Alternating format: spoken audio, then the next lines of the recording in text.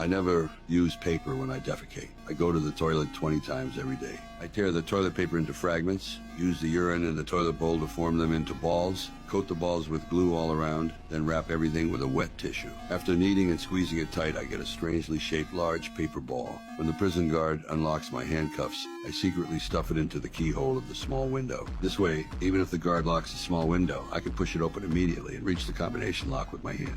As for the password, that's not a problem for me at all. Notice this empty milk carton? In my eyes, this is the key to prison break. First, I step on the milk carton to flatten it, then unfold the box. It has a thin layer of wax film. I peel off this layer, wash it clean, and when the guard isn't paying attention, I quietly stick it on the combination lock of the cell door. This way, when the guard enters the password, his fingers will leave fingerprints on the 4 keys. I then peel off the thin film, identify the 4 keys, and can calculate 24 possible combinations. After a few minutes of testing, I successfully opened the cell door. Next, I rewound the surveillance footage to create the illusion that I was still in my cell buying myself more escape time. Using the ventilation ducts, I successfully reached the fire station. Then I changed clothes and disguised myself as a firefighter. Now it was time for my teammate to make her entrance. She deliberately created an explosion in the parking lot next to the prison to draw out the fire department. Taking advantage of this opportunity, I hid under the fire truck. At this moment, everyone was busy fighting the fire and wouldn't notice me at all. Just like that, right in front of the prison guards, I successfully escaped. However, I didn't rush to flee. Instead, I circled the prison a few times, then asked my companion for a coin and used the payphone to report that someone had escaped. When the police arrived, I put my hands on my head without resistance and returned to prison. I'm not a criminal, I'm an escape master, employed by the Federal Bureau of Prisons to test the security of maximum security prisons nationwide. The testing method involves being imprisoned under a false identity and then escaping on my own. In 7 years, I tested 15 maximum security prisons and not one could hold me.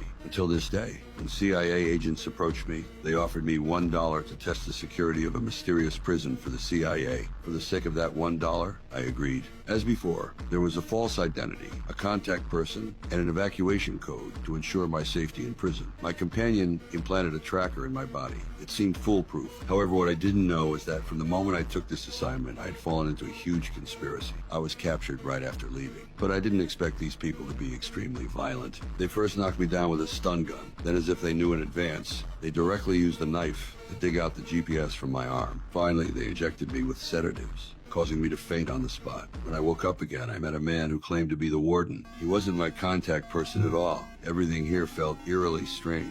I didn't want to continue and spoke the evacuation code, demanding the warden let me go. Unexpectedly, the warden completely ignored me and still locked me up. It turned out the warden had already joined forces with someone who wanted to harm me, planning to keep me imprisoned here for life.